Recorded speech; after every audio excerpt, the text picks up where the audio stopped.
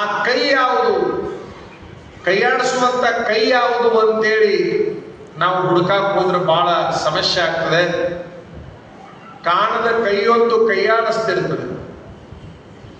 ಇದು ಕೇವಲ ಆಶ್ರಮದ ಸಮಸ್ಯೆ ಅಲ್ಲ, ಬಹಳ ದೊಡ್ಡ ದೊಡ್ಡ ಮಠಗಳು ಬಲಿಯಾಗಿದ್ದಾವೆ, ಬಹಳ ದೊಡ್ಡ ದೊಡ್ಡ ಕ್ಷೇತ್ರಗಳು ಬಲಿಯಾಗ್ತಾ ಇದ್ದಾವೆ. ಸದ್ಯಕ್ಕೆ ಒಂದೊಂದೇ ಟಾರ್ಗೆಟ್ ಮಾಡಿಕೊಂಡು, ಯಾಕೆ ಅಂತಂದ್ರೆ ಬಹಳ ಬಲತೆ ನಿಂತಿರುವಂತಹ ಸಂಸ್ಥೆಗಳಿವೆಲ್ಲ. ಇಲ್ಲೊಂದು ಬಹಳ ಅದ್ಭುತವಾದ ಶಕ್ತಿ ಕೆಲಸ ಮಾಡ್ತಾ ಇದೆ. ಇಲ್ಲಂದ್ರೆ ಇಲ್ಲೇ ಅಲ್ಲ, ನಮ್ಮ ನಾಡಿನೊಳಗೆ ಅದರ ಚೆನ್ನಾಗಿ ಅರಿವು ನಮಗಿದೆ. ಅದಕ್ಕಾಗಿ ನಾವು ಜಾಗೃತರಾಗುವ ಕಾಲ ಅತ್ಯಂತ ಸಮೀಪದಲ್ಲಿದೆ ಅನ್ನುವಂಥದ್ದು ನಮ್ಮ ಅಭಿಪ್ರಾಯ. ಕೇವಲ ಈ ಸಭೆಗೆ ಕುಂತವರಿಗೆ ಅಷ್ಟೇ ಅಲ್ಲ, ಮಾಧ್ಯಮದ ಮೂಲಕ ಇಡೀ ರಾಜ್ಯದ ಗಮನಕ್ಕೆ ನಾವು ತರಲಿಕ್ಕೆ ಬಯಸ್ತೀವಿ. ಯಾವುದೇ ಪುಣ್ಯಕ್ಷೇತ್ರದಲ್ಲಿ ಒಳಗೆ ಬರಬೇಕಾದ್ರೆ 2 ಬಿಟ್ಟು ಬರಬೇಕು ಅಂತ ನಾವು ಬಹಳ ಹಳೆಯ ಕಾಲದಿಂದ ಭಾಷಣ ಮಾಡ್ಕೊಂತ ಬಂದವರು. 2 ಬಿಟ್ಟು ಬರ್ರಿ, 2 ಹೊರಗೆ ಬಿಟ್ಟು ಬರ್ರಿ, ಏನ್ ಹಾಕೊಂಡು ಬಂದಿರ್ತಿರ್ಲ ಅವು 2 ಹೊರಗೆ ಬಿಟ್ಟು ಬರ್ರಿ ಅಂತ ನಾವು ಹೇಳ್ತಾ ಇದ್ದೀವಿ. ನಿಮಗ್ ಗೊತ್ತಿರ್ಬೋದು ಯಾರು ಒಳಗೆ ಹಾಕೊಂಡ್ ಬರ್ತಾರ್ರಿ, ಎಲ್ಲರೂ ಹೊರಗೆ ಬಿಟ್ಟು ಬರ್ತಾರಂತ. ನಾವು ಹೇಳ್ತಾ ಇರೋದು ನೀವು ಹಾಕೊಂಡು ಬಂದಿರುವಂತವುಗಳೆಲ್ಲ, ಕಾಲಾಗ ಹಾಕೊಂಡು ಬಂದಿರ್ತಿರಲ್ಲ ಅವಲ್ಲ. ಅವು ಕಾಲಾಗ ಹಾಕೊಂಡು ಬಂದಿರುವಂತದ್ದನ್ನ ದೂರ ಬಿಟ್ಟು ಒಳಗೆ ಬರಬೇಕು. ಆಶ್ರಮದಲ್ಲಿ, ಮಠದಲ್ಲಿ, ಗದ್ದಿಗೆಯಲ್ಲಿ, ದೇವಾಲಯದಲ್ಲಿ ನಿಮಗ್ ಗೊತ್ತದು. ಅವನ್ನೆಲ್ಲ ದೂರ ಬಿಟ್ಟು ಬರಬೇಕು ಅಂತ. ಒಂದು ವೇಳೆ ಮರದ ಮ್ಯಾಲೆ, ಮೆಟ್ಲದ ಮ್ಯಾಲೆ ಹತ್ತಿದ್ರು ಕೂಡ ದೊಡ್ಡ ದೋಷ ಏನಾಗುವುದಿಲ್ಲ. ಮರುವಿನಿಂದ ಬಂದಿದ್ದೆ ಕರೆ ಆದ್ರೆ ದೊಡ್ಡ ದೋಷ ಆಗುವುದಿಲ್ಲ. ಹಾಗೆ ಈ 2 ದೂರ ಬಿಟ್ಟು ಬರಬೇಕನ್ನೋದು ಎಲ್ಲರಿಗೂ ಪ್ರಜ್ಞೆ ಇದೆ.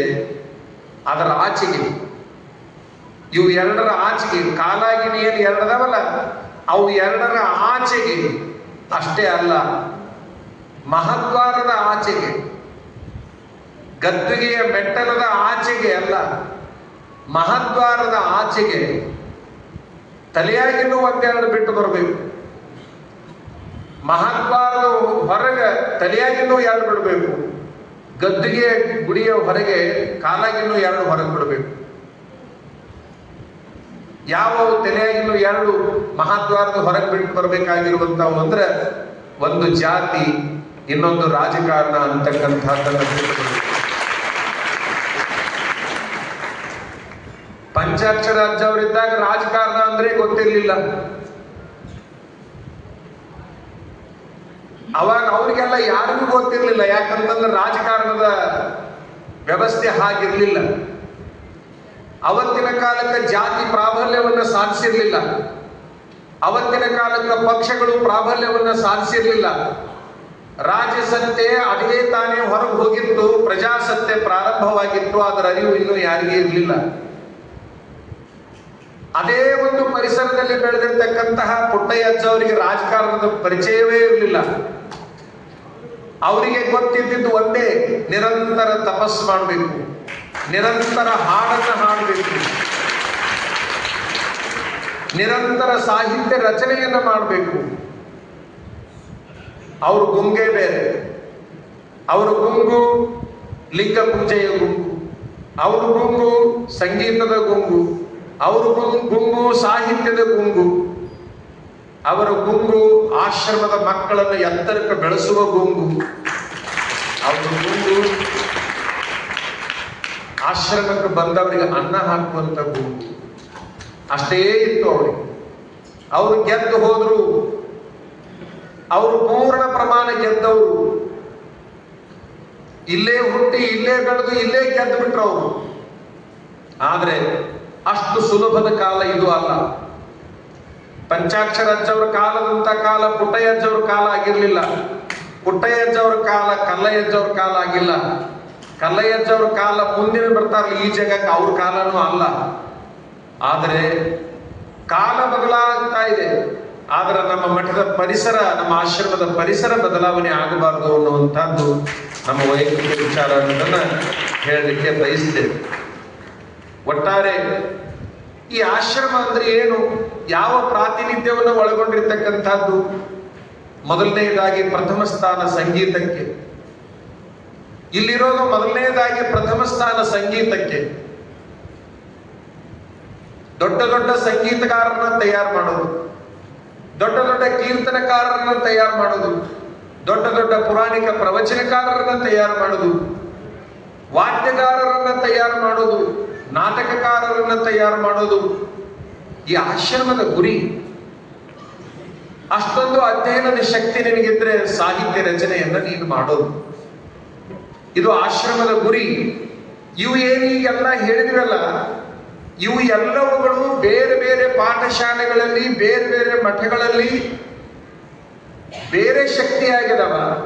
ಆದ್ರೆ ಆಶ್ರಮದಲ್ಲಿ ಮಾತ್ರ ಇವು ಏನದಾವಲ್ಲ, ನಾವು ಈಗ ಹೇಳಿದ್ವಲ್ಲ, ಇವು ಎಲ್ಲ ಧಾರ್ಮಿಕ ಹಿನ್ನೆಲೆಯನ್ನು ಒಳಗೊಂಡವೆ ಹೊರತಾಗಿ ಸಾಮಾನ್ಯವಾಗಿಲ್ಲ. ಇಲ್ಲಿ ಈ ಆಶ್ರಮದ ಸಂಗೀತಕ್ಕೆ ಧಾರ್ಮಿಕ ಹಿನ್ನೆಲೆ ಇದೆ, ಈ ಆಶ್ರಮದ ಸಂಗೀತಕ್ಕೆ ಧಾರ್ಮಿಕ ಹಿನ್ನೆಲೆ ಇದೆ. ನಾವು ಆ ಪಂಚಾಕ್ಷರ ಅಜ್ಜವರ ಪುರಾಣಕ್ಕೆ ಸಂದೇಶ ಬರೆದಿದ್ರೊಳಗೆ ಹೇಳಿದ್ವಿ, ರಂಜನೆಯ ವಿದ್ಯೆಯನ್ನು ನಿರಂಜನಗೊಳಿಸಿದ ಆಶ್ರಮ ಅಂತೇಳಿ. ಯಾವುದು ವಿದ್ಯೆ ರಂಜನೆಗೆ ಮೀಸಲಾಗಿತ್ತಲ್ಲ, ಆ ವಿದ್ಯೆಯನ್ನು ನಿರಂಜನಗೊಳಿಸಿರ್ತಕ್ಕಂಥದ್ದು ಆಶ್ರಮ. ಸಂಗೀತ ವಿದ್ಯೆ ರಂಜನೆಯ ವಿದ್ಯೆ, ಅದು ಅಂಥದ್ದನ್ನ ನಿರಂಜನಗೊಳಿಸಿರ್ತಕ್ಕಂಥ ಮಹಾಶಕ್ತಿ ಆಶ್ರಮಕ್ಕಿರೋದ್ರಿಂದ ಈ ಸಂಗೀತ, ಸಾಹಿತ್ಯ, ಕಲೆ ಇವು ಮೂರು ಧಾರ್ಮಿಕ ಹಿನ್ನೆಲೆಯಲ್ಲಿ ಈ ಮಠದೊಳಗೆ, ಈ ಆಶ್ರಮದಲ್ಲಿ ಬಹಳಷ್ಟು ಜಾಗೃತಿಯನ್ನ ಹೊಂದಿರ್ತಾ ಇದ್ದಾವೆ. ಅಂತಹ ಧಾರ್ಮಿಕ ಹಿನ್ನೆಲೆಯನ್ನು ಒಳಗೊಂಡಿರ್ತಕ್ಕಂತಹ ಈ ಒಂದು ಮೂರು ಕಲೆಗಳಿಗೆ, ಸಂಗೀತ, ಸಾಹಿತ್ಯ, ಕಲೆ, ಈ ಮೂರು ಕಲೆಯಲ್ಲಿ ಯಾವುದೇ ಜಾತಿ ಮತ್ತು ರಾಜಕಾರಣ ಅಂತಕ್ಕಂಥದ್ದು ಪ್ರವೇಶಿಸಬಾರದು. ಅದು ಏನಾದ್ರೂ ಈ ಮೂರರಲ್ಲಿ ಪ್ರವೇಶಿಸಿದ್ರೆ ಈ ಪಾವಿತ್ರ್ಯತೆಯನ್ನು ಉಳಿಸಿಕೊಳ್ಳೋದು ಬಹಳ ಕಷ್ಟ ಆಗುತ್ತೆ ಅಂತಕ್ಕಂಥದ್ದು ನಮ್ಮ ವೈಯಕ್ತಿಕ ವಿಚಾರ ಆಗೈತಿ ಅಂತಕ್ಕಂಥದ್ದನ್ನ ಈ ಸಂದರ್ಭದಲ್ಲಿ ಹೇಳಲಿಕ್ಕೆ ಬಯಸ್ತಾ, ನಾವು ಹೇಳ್ತಿರ್ತೀವಿ ಪುಣ್ಯಕ್ಷೇತ್ರದಲ್ಲಿ ಮೂರನ್ನ ನಾವು ಉದಾಹರಣೆ ಕೊಡ್ತಿರ್ತೀವಿ. ನಿಮಗೆಲ್ಲ ಗೊತ್ತಿದ್ದ ಹಾಗೆ ನಾವು ನೀವೆಲ್ಲ ಹಳ್ಳಿ ಒಳಗ ಹುಟ್ಟಿ ಬೆಳೆದವರು, ಯಾರೋ ಒಬ್ಬರು ದೊಡ್ಡ ಊರಾಗ ಹುಟ್ಟಿರಬಹುದು. ನಾವು ಹಳ್ಳಿ ಒಳಗೆ ಹುಟ್ಟಿ ಬೆಳೆದವರಿಗೆ ನಮಗೆ ಆಡು ಬಹಳ ಚೆನ್ನಾಗಿ ಗೊತ್ತಿರ್ತದೆ, ನಮ್ಗೆ ಆಕಳು ಬಹಳ ಚೆನ್ನಾಗಿ ಗೊತ್ತಿರ್ತದೆ, ಎಮ್ಮೆ ಬಹಳ ಚೆನ್ನಾಗಿ ಗೊತ್ತಿರ್ತದೆ. ಆಡು, ಆಕಳು, ಎಮ್ಮೆ. ಆಡು ನೀರು ಕುಡಿಯಲಿಕ್ಕೆ ಹೋಯ್ತು ಅಂತಂದ್ರೆ ನಿಮಗೆಲ್ಲ ಗೊತ್ತು, ಅದಕ್ಕೆ ಯಾವ ಪಾಠಶಾಲೆಯಲ್ಲೂ ಪಾಠ ಹೇಳಿಲ್ಲ, ಶಾಲೆಯಲ್ಲೂ ಪಾಠ ಹೇಳಿಲ್ಲ, ನೀರಾಗ ಕಾಲಿಡಬಾರ್ದು ಅಂತೇಳಿ. ಅದಕ್ಕೆ ಬಹಳ ಚಲೋ ಗೊತ್ತೈತಿ. ನೀರು ಕುಡಿಯಾಕ ಹೋತಂದ್ರೆ ತನ್ನ ಎರಡೂ ಕಾಲುಗಳನ್ನ ಮಡಿಚಿಕೊಂಡು ನೀರು ಕುಡಿತು. ಯಾರು ಹೇಳ್ಯಾರ ಆಡಿಗೆ ನೀರು ಹಿಂಗ ಕುಡಿಬೇಕಂತೇಳಿ? ನೀವು ನೋಡ್ರಿ, ಏನು ಆಡುಗಳು ಹುಟ್ಟ್ಯಾವಲ್ಲ ಎಲ್ಲವನ್ನೂ ಬಿಟ್ಟು ಬಿಡ್ರಿ. ಅದಕ್ಕೆಷ್ಟು ಚಲೋ ಪ್ರಜ್ಞೆ ಅದ ಅಂತಂದ್ರೆ, ನನ್ನ ಹಾಗೆ ಇನ್ನೂ ಯಾರ್ಯಾರು ಕುಡಿತಾರೋ ಏನೋ, ಇದ್ರಾಗ ನಾ ಕಾಲಿಡಬಾರದು, ನನ್ನ ಕಾಲುಗಳನ್ನ ಮಡಿಚಿಕೋಬೇಕು, ನಾ ನೀರಷ್ಟೇ ಕುಡಿದು ಹೋಗ್ಬೇಕಂತೇಳಿ ಅದು ನೀರನ್ನು ಕೊಟ್ಟು ಹೊರಗೆ ಬರುತ್ತೆ. ಅದೇ ನೀರಿನ ಹತ್ರ ಆಕಳ ಹೋಯ್ತು ಅಂತಂದ್ರೆ, ಅದೇ ನೀರಿನ ಹತ್ರ ಆಕಳ ಹೋಯ್ತು ಅಂತಂದ್ರೆ ಅದು ಕಾಲು ಮಡಿಚಿಕೊಳ್ಳೋದಿಲ್ಲ. ಒಂದು ಕೂಟು, ಒಂದು ಗೇನು ತನ್ನ ಮುಂದಿನ ಕಾಲಗಳನ್ನ ಎರಡೂ ಕೂಡ ನೀರಾಗಿಟ್ಟು, ಹಿಂದಿನ ಕಾಲ ಇಡಲ್ಲ ಆಕಳ, ಮುಂದಿನ ಕಾಲನ್ನ ನೀರಿನೊಳಗೆ ಇಟ್ಟು ನೀರನ್ನ ಕುಡಿಯುತ್ತದೆ.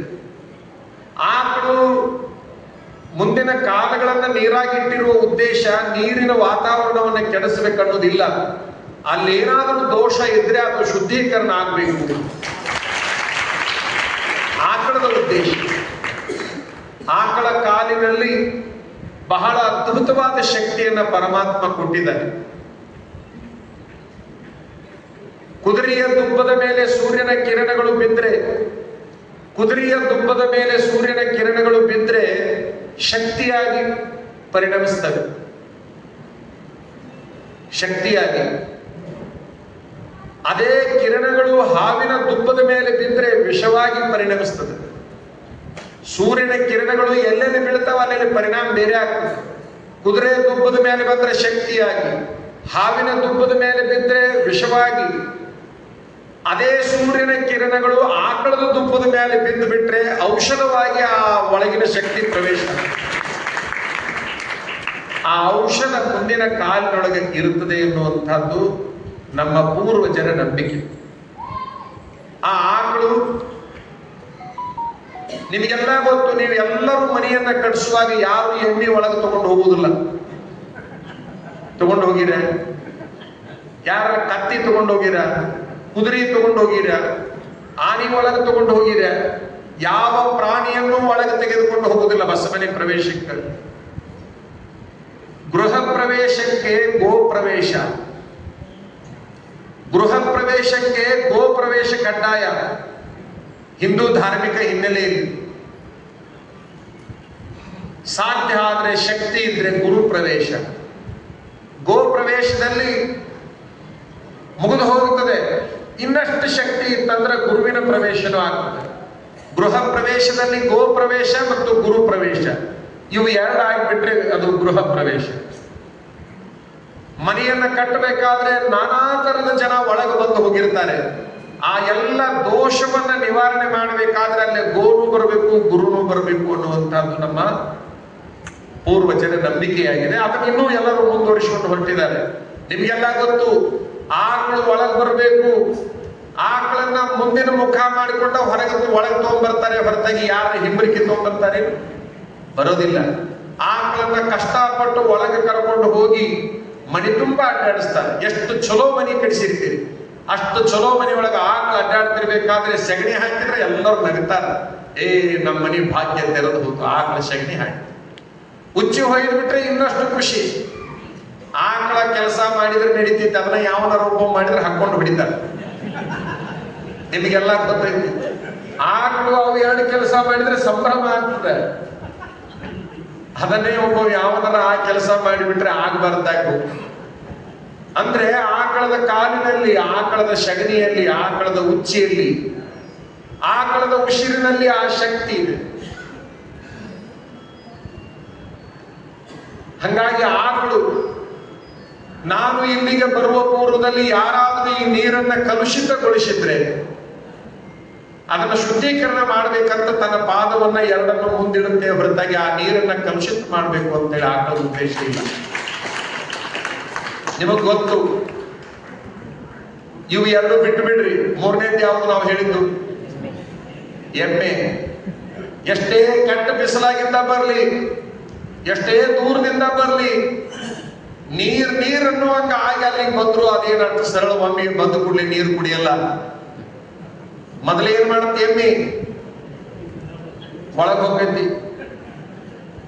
ಎಷ್ಟು ಚಲೋ ಒಳಗ್ ಹೋಗೈತಿ, ಬಹಳ ಚಲೋ ಒಳಗ್ ಹೋಗೈತಿ. ಅದೇನು 4 ಕಾಲ ಮುಳುಗುವಷ್ಟಲ್ಲ, ತಾನ ಮುಳುಗುವಷ್ಟು ಒಳಗ್ ಹೋಗೈತಿ. ಒಳಗ್ ಹೋಗಿ ನೀರು ಕುಡಿಯಂಗಿಲ್ಲ. ಅದು ಬಂದಿದ್ದು ನೀರು ಕುಡಿಯಾಕ, ಆದ್ರೆ ನೀರು ಕುಡಿಯಂಗಿಲ್ಲ. ಒಳಗ್ ಹೋಗೈತಿ ಅಂದ್ರೆ ಮುಳುಗುತ್ತ. ಮುಳುಗಿರ್ತಕ್ಕಂತಹ ಎಮ್ಮೆ ತಳಗಿನದನ್ನ ಮ್ಯಾಲ ತರ್ತೈತಿ. ಯಾವುದು ತಳಗ್ ಕುಂತೈತಲ್ಲ ಮ್ಯಾಲ ಬರಬಾರ್ದು ಅಂತ. ಅದು ಗೊತ್ತಲ್ಲ ನಿಮ್ಗೆ ಏನಂತ? ಏನಿರ್ತೈತಿ ನೀರಿನ ಕೆಳಗೆ? ಕೆಸರು, ಹೊಲಸು ಏನೋ ಕುಂತದೆ. ಅದು ಎಲ್ಲದನ್ನು ಮ್ಯಾಲ ತಗೊಂಡು ಬರ್ತದೆ. ಮ್ಯಾಲಿಂದನ್ನ ತಳಗ ಒಯ್ತೈತಿ, ತಳಗಿಂದನ್ನ ಮ್ಯಾಲ ಒಯ್ತೈತಿ. ಮತ್ತ ಈ ಕಡೆ ಹೊಳ್ಳಾಡುತ್ತ, ಈ ಕಡೆ ಹೊಳ್ಳಾಡುತ್ತ. ಎಲ್ಲ ಪರಿಪೂರ್ಣ ಶುದ್ಧವಾದ ನೀರು ಒಡಗಾದ ಮೇಲೆ, ಹೊಲಸಾದ ಮೇಲೆ ಅಷ್ಟಕ್ಕ ನೀರು ಕುಡಿಯಂಗಿಲ್ಲ. ಇನ್ನೂ ಸಮಾಧಾನ ಇಲ್ಲದಕ್ಕೆ ಅದರಾಗ ಒಂದಾಕ್ ಮಾಡುತ್ತ. ಎಮ್ಮಿ ಮೇಯಿಸಿದವ್ರಿಗೆ ಗೊತ್ತು, ನಾ ಎಮ್ಮಿ ಮೇಯಿಸಿದವದೀನಿ, ನಾ ಆಡು ಮೇಯಿಸಿದವದೀನಿ, ನಾ ಆಕಳ ಮೇಯಿಸಿದವದೀನಿ. ಚೆನ್ನಾಗಿ ಗೊತ್ತು ನನಗೆ. ಸರಿಯಾಗಿ ಮೇಯಿಸಿದವ್ರಿಗೆ ಗೊತ್ತಿರ್ತೈತೆ. ಒಳಗೆ ಹೋಗಿರ್ತಕ್ಕಂಥ ಎಮ್ಮಿ ತಳಗಿಂದ ಮ್ಯಾಲ ಮಾಡಿ, ಮ್ಯಾಲಿಂದ ತಳಗ ಮಾಡಿ, ಒಳಗಿಂದ ಹೊರಗೆ ಹಾಕಿ, 1, 2 ಹೊರಗೆ ಹಾಕಂತ. 1, 2 ಹೊರಗೆ ಹಾಕಿ ನೀರು ಕುಡಿಯಂಗಿಲ್ಲ. ಅವು ಎರಡನ್ನು ಒಂದು ಮಾಡುತ್ತ. ಮತ್ತೆ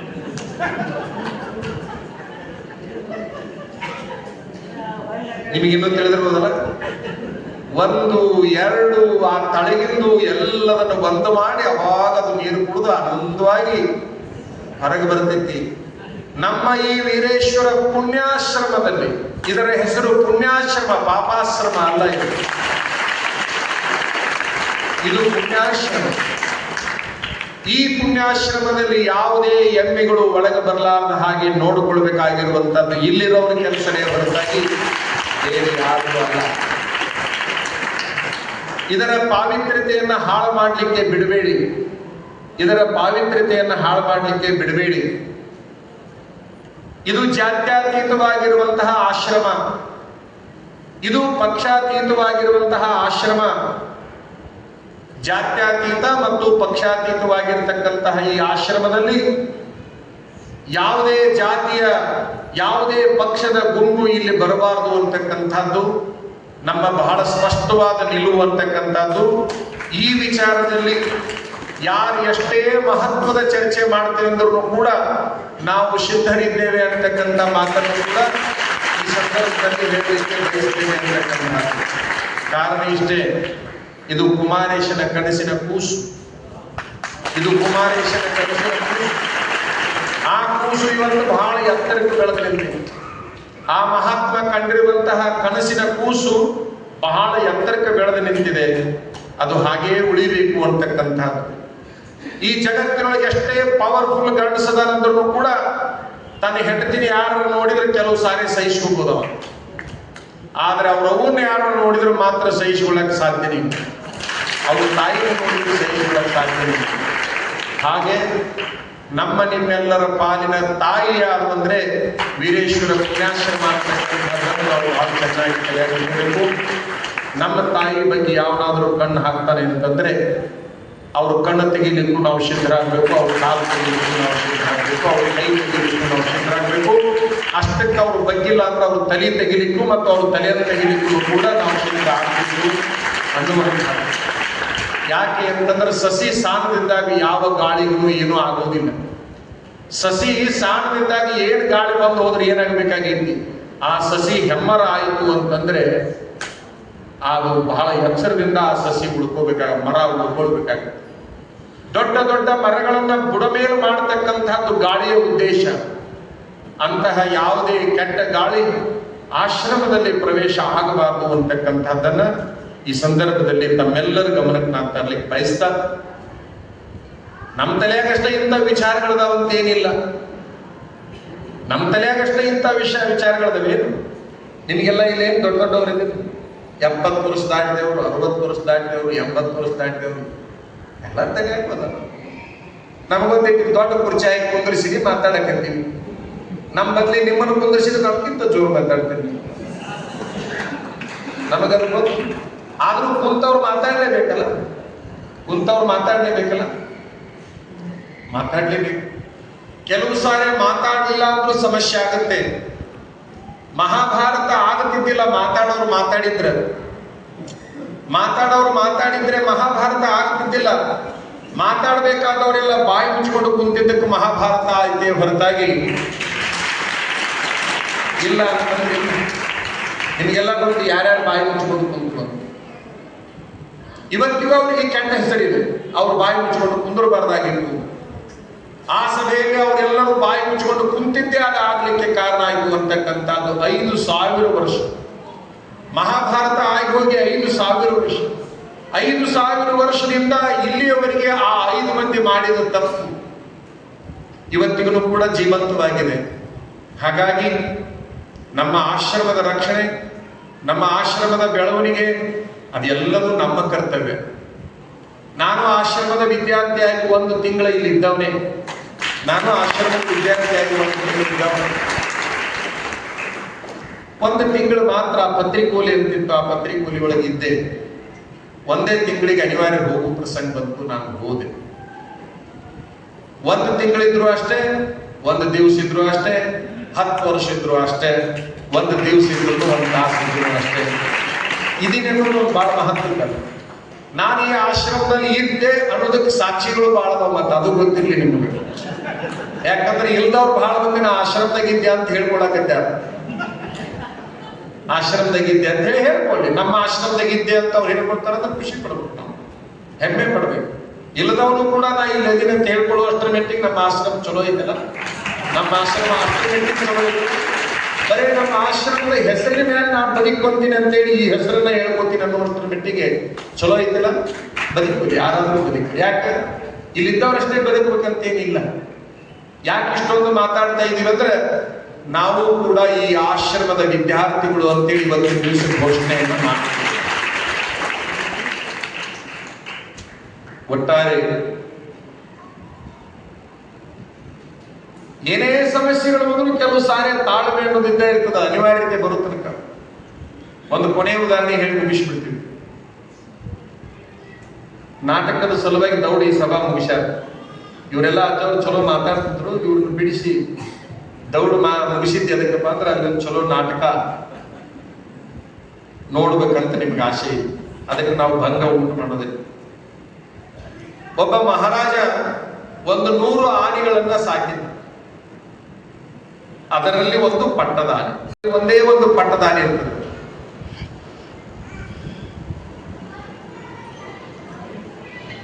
ನಿಮಗ್ ಗೊತ್ತಿರ್ಲಿ, ಅದು ಬಹಳ ಶಾಣೆದಿತ್ತು. ಅದಕ್ಕ ಬಹಳ ಕಲೆಗಳು ಗೊತ್ತಿತ್ತು. ಅಷ್ಟು ಚಲೋ ಆನೆಗೆ ವಯಸ್ಸಾಯ್ತು. ಮಹಾರಾಜ 100 ಆನೆಗಳ ಮೇಲೆ ಎಷ್ಟು ಪ್ರೇಮ ಇದ್ದಲ್ಲ, ಅದು ಒಂದರ ಮೇಲೆ ಅಷ್ಟೇ ಪ್ರೇಮ ಇದ್ದ. ಅಪಾರವಾದ ಪ್ರೇಮ ಅದು ಆನೆ ಅಂದ್ರೆ ಅವನಿಗೆ. ವಯಸ್ಸಾಯ್ತು, ಇನ್ ಮೇಲೆ ಅದು ಯಾವುದಕ್ಕೂ ಉಪಯೋಗ ಮಾಡಬೇಡ್ರಿ, ಅದು ಎಲ್ಲಿ ತಿಂದು ಏನು ಹೆಂಗಿರ್ತೈತಿ ಇದ್ದು ಬಿಡ್ಲಿ, ಆನಂದವಾಗಿ ಇದ್ದು ಬಿಡ್ಲಿ ಅದನ್ನಂತೇಳಿ ಕೈ ಬಿಡಿಸಿದ ಆನೆ. ಕಟ್ಟುವ ಹಾಗಿಲ್ಲ. ಅದಕ್ಕೆ ತಿಳಿದಲ್ಲಿ ಒಂದು ಸಾರಿ ಚೆನ್ನಾಗಿ ಮೇಯ್ತು ಪಟ್ಟದ ಆನೆ. ನೀರು ಕುಡಿಯಲಿಕ್ಕೆ ಅಂತೇಳಿ ಕೆರೆ ಒಳಗೆ ಹೋಗಿ, ಆನೆ ಹೊಂಡ ಅಂತಿರ್ತಿದ್ವಿ ಹಿಂದಿನ ಕಾಲಕ್ಕೆ. ಆನೆ ಹೊಂಡ ಅದು ಆನೆಗಾಗಿದೆ. ಆನೆ ಹೊಂಡದಾಗ ಒಳಗೆ ಹೋಗಿ ಸಿಕ್ಕೊಂಡ್ಬಿಟ್ಟು ಆನೆ ಕೆಸರೋಳು ಬಿದ್ದರೆ, ನಿಮ್ಗೆಲ್ಲರೂ ಕೊಷ್ಟರು ಭಾಷೆಗಳು ಹೇಳ್ತಿರ್ತೀವಿ, ನಾನು ಕೇಳಿ.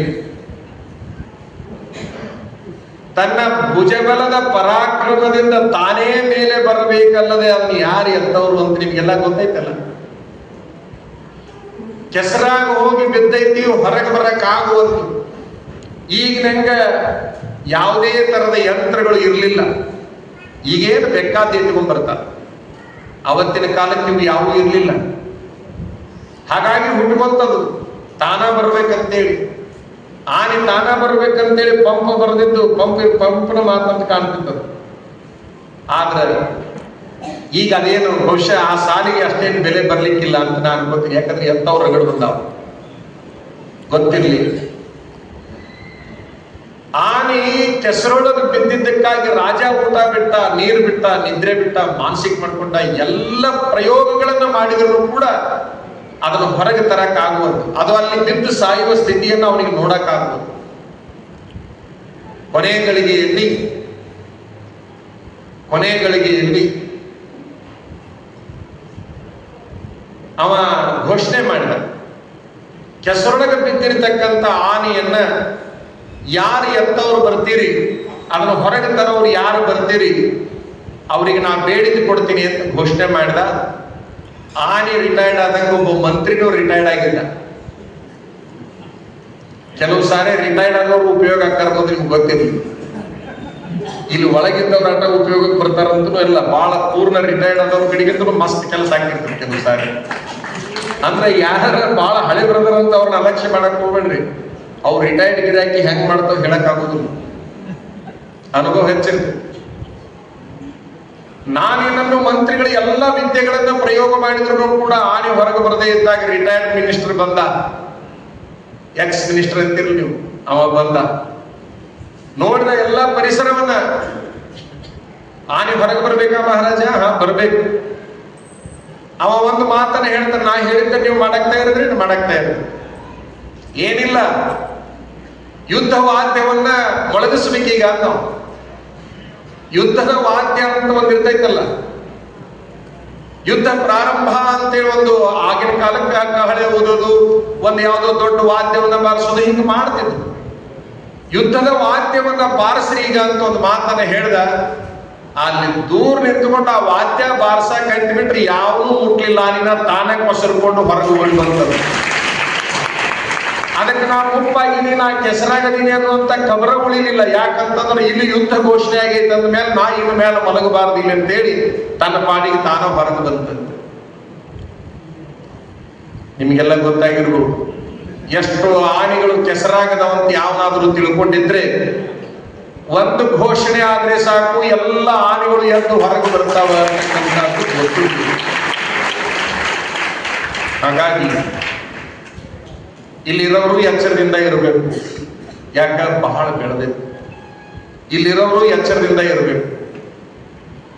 ಹೊರಗಿನವ್ರಿಗೂ ಕೂಡ ಎಚ್ಚರ ಬೇಕು. ಒಟ್ಟಾರೆ ಇದರ ಪಾವಿತ್ರ್ಯತೆ ಸದಾಕಾಲ ಉಳಿಬೇಕು. ಮತ್ತೊಮ್ಮೆ ಹೇಳಲಿಕ್ಕೆ ಬಯಸ್ತೀವಿ, ಇದು ಜಾತ್ಯತೀತ, ಇದು ಪಕ್ಷಾತೀತ, ಇದು ಭಾವೈಕ್ಯತೆಯ ಶಿರಹಟ್ಟಿ ಅಷ್ಟೇ ಭಾವೈಕ್ಯತೆ ಮಠ ಅಲ್ಲ. ಒರಿಜಿನಲ್ ಆ ಭಾವೈಕ್ಯತೆ ಅನ್ನುವಂಥದ್ದು ಈ ಆಶ್ರಮದಾಗೂ ಕೂಡ ಇದೆ. ಅದಕ್ಕೆ ದಾಖಲಾತಿಗಳು, ಅದಕ್ಕೆ ಸಾಕ್ಷಿಗಳು, ಅದಕ್ಕೆಲ್ಲ ಸಾಕಷ್ಟು ಅದಾವ. ಇಲ್ಲಿ ಯಾವುದೇ ಒಬ್ಬ ವ್ಯಕ್ತಿ ಮುಖ್ಯ ಅಲ್ಲ, ಇಲ್ಲಿ ಯಾವುದೇ ಒಬ್ಬ ಸ್ವಾಮಿ ಮುಖ್ಯ ಅಲ್ಲ, ಇಲ್ಲಿ ಯಾವುದೇ ಒಬ್ಬ ನಾಯಕ ಮುಖ್ಯ ಅಲ್ಲ. ಇಲ್ಲಿ ವ್ಯವಸ್ಥೆ, ಇಲ್ಲಿ ಪರಿಸರ, ಇಲ್ಲಿ ಪರಂಪರೆ, ಅದು ಬಹಳ ಮುಖ್ಯವಾಗಿರುವಂತಹದ್ದು. ಪರಂಪರೆ ಅದು ಉಳಿಬೇಕು, ಪರಂಪರೆ ಅದು ಬೆಳಿಬೇಕು. ಎಷ್ಟು ಸಾಧ್ಯನೋ ಅಷ್ಟು ಪಂಚಾಕ್ಷರಜ್ಜವರಿದ್ದಾಗ ಹೇಗಿತ್ತು, ಪುಟ್ಟಯ್ಯಜ್ಜವರಿದ್ದಾಗ ಹೇಗಿತ್ತು, ಪುಟ್ಟಯ್ಯಜ್ಜವರ ಬಾಲ್ಯದಲ್ಲಿ ಆಶ್ರಮ ಹೇಗಿತ್ತು, ಪುಟ್ಟಯ್ಯಜ್ಜವರ ತಾರುಣ್ಯ ವಾರ್ಧಕ್ಯದಲ್ಲಿ ಆಶ್ರಮ ಹೇಗಿತ್ತು, ಪುಟ್ಟಯ್ಯಜ್ಜವರು ಮುಪ್ಪಿನ ಕಾಲದೊಳಗೆ ಆಶ್ರಮ ಹೇಗಿತ್ತು, ಇದರ ಅರಿವನ್ನ ಆಡಳಿತಗಾರರು ಚೆನ್ನಾಗಿ ಮತ್ತೊಂದು ಸಾರಿ ಮಲಕ್ ಹಾಕೊಂಡು ಅದೇ ನಿಟ್ಟಿನೊಳಗೆ ಹೋಗಿದ್ದೆ ಕರೆ ಆದ್ರೆ ಬಹಳ ಚಲೋ ಆಗ್ತದೆ. ಒಟ್ಟಾರೆ ನಮ್ಮ ಏನು ದೊಡ್ಡ ದೊಡ್ಡ ಜಾಗಗಳದಾವ, ಆ ಜಾಗಗಳನ್ನ ಹಾಳು ಮಾಡ್ಬೇಕನ್ನುವಂತ ಒಂದು ವ್ಯವಸ್ಥೆ ಇದು ಕೇವಲ ಇಲ್ಲಷ್ಟೇ ಅಂತ ಹೇಳಿ ತಿಳ್ಕೊಬೇಡ್ರಿ. ಎಲ್ಲಾ ಕಡೆಗೇನು ಐತಿ. ಒಂದೊಂದು ವರ್ಷ 2 ವರ್ಷ ಬಿಡೋದು, ಒಂದೊಂದು ಜಾಗಕ್ಕೆ ಕೈ ಹಾಕೋದು, ಇವೆಲ್ಲ ನಡೆದಾವ. ಅದಕ್ಕೆ ನಮ್ಮ ಆಶ್ರಮ ಮಾತ್ರ ಬಲಿ ಆಗ್ಲಿಕ್ಕೆ ನಾವು ಯಾರು ಬಿಡೋದು ಬೇಡ. ಅದಕ್ಕೆ ನಾವು ಪ್ರಸಂಗ ಮಂತ್ರೇಶ್ವರಾಗಿರೋಣ. ಸದ್ಯದ ಮೆಟ್ಟಿಗೆ ಎಲ್ಲರೂ ಯಾವುದಕ್ಕೂ ಉತ್ತರಿಸಲಿಕ್ಕೆ ಹೋಗಬೇಡಿ. ಯಾರು ಏನೇ ಮಾತಾಡಿದ್ರು ಕೂಡ ಸ್ವಲ್ಪ ಮಟ್ಟಿಗೆ ಸುಮ್ಮನೆ ಇರುವಂತ ಪ್ರಯತ್ನ ಮಾಡಿದರೆ ಬಹಳ ಒಳ್ಳೇದಾಗಬಹುದು ಅನ್ನುವಂಥ ವಿಚಾರವನ್ನ ಈ ಸಂದರ್ಭದಲ್ಲಿ ನಾವು ಹೇಳಿಕೊಟ್ಟು, ಕಲ್ಲಯ್ಯಜ್ಜವ್ರಿಗೆ ಇವರು ಒಬ್ಬರು ನಮ್ಮ ಸಹೋದರ ಅನ್ನುವಂಥ ಭಾವನಾದೊಳಗೆ ನಾವು ಒಂದು ಮಾತನ್ನು ಹೇಳ್ತೀವಿ. ಇನ್ನು ಮೇಲೆ ಯಾವುದೇ ಪರಿಸ್ಥಿತಿ ಒಳಗೆ ಮಾಧ್ಯಮದ ಮುಂದೆ ನೀವು ಹೋಗಿ ಕುಂದ್ರೋದು ಬೇಡ ಅನ್ನುವಂಥದ್ದು ನನ್ನ ಯಾವ ಪ್ರಸಂಗ. ಯಾಕಂತಂದ್ರೆ ಪುಟ್ಟಯ್ಯಜ್ಜವರು ಮಾಧ್ಯಮದಲ್ಲಿ ಮಾತಾಡಿದ್ದನ್ನ ನಾವಂತೂ ನೋಡಿ, ನಾವಂತೂ ಗಮನಿಸಿ. ನಾನು ಅವರಿಗೆ ಪ್ರೇಮದ ಮಾತನ್ನ ಹೇಳ್ತಾ ಇದ್ದೀನಿ. ಏನೇ ಬಂದ್ರು ಕೂಡ ಮಾತಾಡೋರು ಮಾತಾಡ್ಲಿ, ನೀವು ಮಾತ್ರ ಮಾಧ್ಯಮದ ಎದುರಿಗೆ ಮಾತಾಡೋದು ಬೇಡ. ನಾನು ಎಲ್ಲದನ್ನೂ ಗಮನಿಸಿದ್ದೇನೆ, ಪ್ರತಿಯೊಬ್ಬರ ಮಾತನ್ನು ಕೂಡ ಗಮನಿಸಿದ್ದೇನೆ. ಆಶ್ರಮದ ಸುದ್ದಿ ಹೊರಗೆ ಬಿದ್ದು ಕೂಡಲೇ ರಾತ್ರಿ ಎಷ್ಟು ಹೊತ್ತೇ ಆಗಿರಲಿ ಅದನ್ನು ನಾನು ನೋಡಿ ಯಾರ್ಯಾರು ಏನೇನು ಮಾತಾಡ್ತಾ ಇದ್ದಾರೆ ಎಲ್ಲದನ್ನು ಕೇಳಿಕೊಂಡು ಮಾಡಿಕೊಂಡು ಮಲಗುವ ಸಂಪ್ರದಾಯವನ್ನು ಇಟ್ಕೊಂಡಿದ್ದೇನೆ. ಯಾಕೆ ಅಂತಂದ್ರೆ ನಾವು ಸಪ್ಪದ ಉಂಡು ಬೆಳೆದಿವಿ, ನೀವು ಖಾರದ ಉಂಡು ಬೆಳೆದಿವಿ. ಶಿವಯೋಗ ಮಂದಿರದಲ್ಲಿ ನಾವು ಸಪ್ಪದ ಉಂಡು ಬೆಳೆದಿವಿ, ನೀವು ಖಾರದ ಉಂಡು ಬೆಳೆದಿವಿ. ಇದು ನಾವು ಖಾರದ ಉಣ್ಣಾಕತ್ತೀವಿ ಮಠಕ್ಕೆ ಬಂದ ಮೇಲೆ. ಅಂತೂ ಒಟ್ಟಾರೆ ನಾವಿಬ್ಬರು ಉಣ್ಣುವ ಅನ್ನ ಒಬ್ಬನ. ಯಾರು?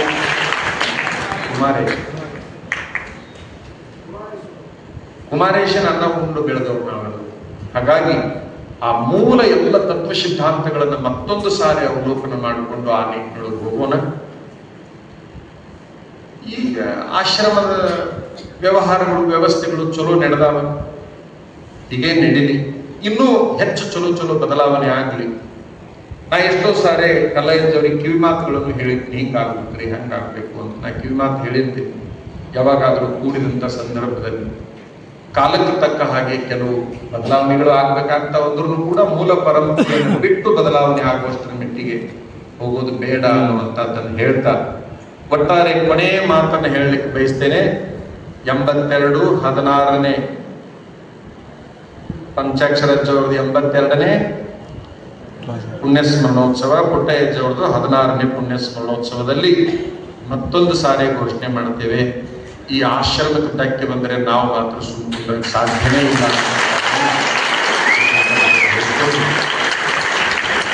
ನಮ್ಮ ಆಶ್ರಮ ನಮ್ಮ ಆಶ್ರಮವಾಗಿರಲಿ. ಇಲ್ಲಿ ಸಂಗೀತ, ಸಾಹಿತ್ಯ, ಕಲೆ, ಪೂಜೆ ನಿರಂತರ ಬೆಳೀಲಿ. ಇಲ್ಲಿ ಯಾವುದೇ ಎಮ್ಮೆಗಳಿಗೆ